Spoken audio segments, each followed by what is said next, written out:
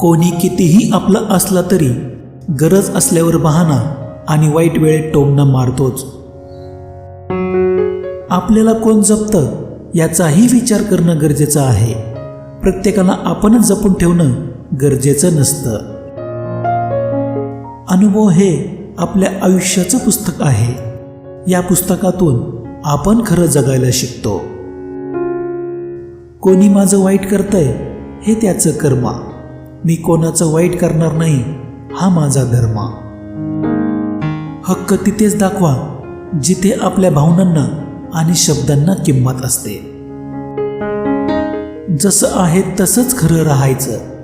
जगण्याचा दिखावा आयुष्यभर दाखवता येत नाही. एकदा पाऊस बंद झाला की छत्री ओझं वाटू लागते. त्याचप्रमाणे एकदा गरज संपली की लोकांची इमानदारी देखील संपते. माणसाकडे पैसा, पद, प्रसिद्धी, सौंदर्य काहीही असो, खरी किंमत चांगल्या स्वभावातूनच होते. पुरुषांनाही गरज असते आधाराची. त्यांना आधार दिला तर ते तुमच्यासाठी जगही जिंकू शकतात. काही गोष्टींना योग्य वेळी पूर्णविराम दिला की पुढच्या गोष्टी खऱ्या अर्थाने जगता येतात. इथे प्रत्येक गोष्ट मनासारखी होणार नाही. त्यामुळे सुखापेक्षा समाधान शोधायला शिका. झालेल्या विश्वासघातासाठी इतरांना दोष देण्यात काहीच अर्थ नाही. कारण पहिली चूक ही आपल्याकडूनच झालेली असते, ती म्हणजे विश्वास ठेवण्याची. आयुष्याच्या मार्गावर फक्त चालत राहायचं. कधी अश्रूंसोबत, कधी स्वप्नांसोबत, पण कधी थांबायचं नाही. माणसाकडून एक चूक झाली म्हणजे पूर्ण माणूसच चुकीचा असं ठरवायचं नसतं.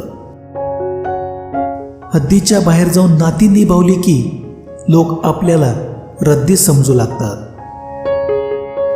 अंदाज पाण्याचा असो किंवा माणसाचा, एकदा का चुकला मग बुडणं निश्चित असतं. कमवलेली नाती आणि जिंकलेले मन ज्याला सांभाळता येते तो आयुष्यात कधीच हारत नाही.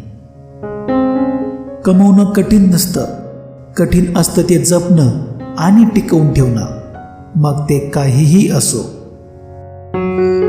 कोणाचा तिरस्कार कमावणं ही सोपी गोष्ट नाही. लोकांच्या नजरेत खटकायला सुद्धा स्वतःमध्ये क्वालिटी लागते. आयुष्यात सहनशक्ती ठेवणे आवश्यक आहे, कारण वेळ सर्वांची येते.